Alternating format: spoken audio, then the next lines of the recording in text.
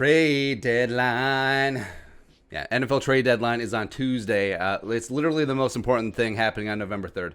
So, as players are rumored to be on the move all off season, one of the guys is Chargers disgruntled cornerback Desmond King II. And we've advocated before, Vikings should trade for him, you cowards, get him all up in here. And it was reported yesterday that King was going to be benched on Sunday versus the Broncos, and it's not injury related. So why would you bench one of the better cornerbacks in the league? Weird, right? So here's our pitch to San Diego, or sorry, Los Angeles. You're moving back to San Diego in 10 years. Let's not kid ourselves here. Riley Reiff for Desmond King II, right? Hawkeye for Hawkeye. Let's get this thing on. Because the Chargers are desperate for offensive line help, trying to protect the golden boy, Justin Herbert. So left tackle Sam Tevi, trash. Left guard Forrest Lamp is unfortunately been terrible. I had high hopes for the Western Kentucky Hilltopper, but right guard Ryan Roy is a sieve, as well as he's on the COVID list as well. Brian Balaga, big time free agent signing, as well as Trey Pipkins, the pride of Sioux Falls. I believe he just got put on the COVID list too. So you got problems up front. Riley Reiff could play any four of those spots. Bring him in. So let's talk about the future Viking, Desmond King, today. So Desmond King, 25 years young, 5'10", 200 pounds, 2017 fifth-round pick out of Iowa. Big season at Iowa City was 2015 when he had 8 interceptions, tied for second in the country.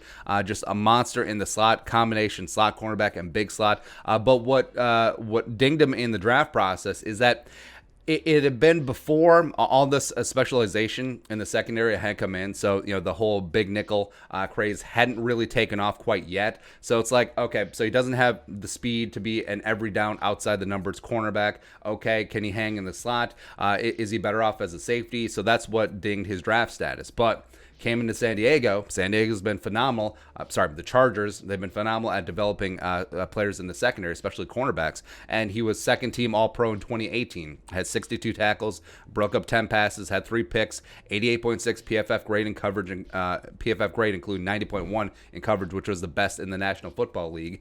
Did have a down 2019. Like I said, was even benched 2015 in the beatdown against the Vikings back in that soccer stadium, and the snaps were cut in half, and there did seem to be a little bit of internal drama. 2020 came back his final year of his rookie deal. He's played 63.3% of the Charger snaps before Sunday. He's behind starting cornerbacks Casey Hayward and Michael Davis. He's still PFF's 14th highest graded cornerback at 74.0. He's only allowed 10 catches for 60 yards and 0 touchdowns on 15 targets, as well as a pretty nice 74.3 quarterback rating when thrown at, which is also a career low, including lower than his 2018 All-Pro season. So, like I said, he's in the final year of his 4-year rookie deal. Probably one of the reasons why he's got issues with the Chargers front office, as well as playing time is going to be an issue as well. And his prorated $2.133 million base salary would be $1.2 million for the final 9 games of the Vikings. So the question is, why do this? Why do this?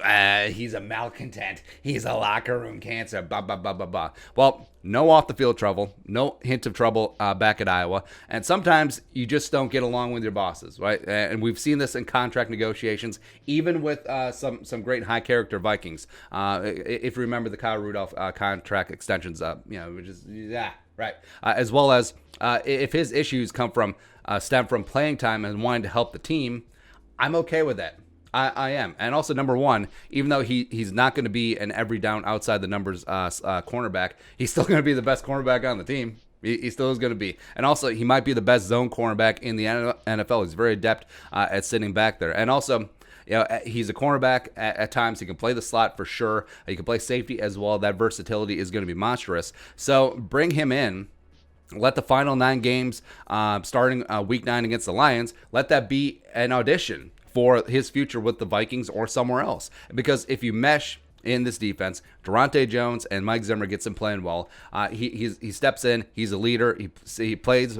He leads by example with this young cornerback room. Then we could talk about contract. Then we can get that done. But if he's a pain in the ass, or it's clear that he's lost a step, or there's reasons why the Chargers aren't putting him on the field, that's fine. You can leave. And then the Vikings recoup a 2022 compensatory pick. It's one of the beauties of picking up these expiring contracts. So trade Riley Reiff, who's not going to be part of the future. Also, since Reiff is on a reduced salary, that makes him even more attractive. So maybe the Chargers, Maybe Desmond King and a 5th, Desmond King and a 4th. Bring it on. Everyone wins. They rid themselves of a perceived headache. They improve their offensive line. Vikings improve their cornerback room dramatically. They've had some issues with depth as well.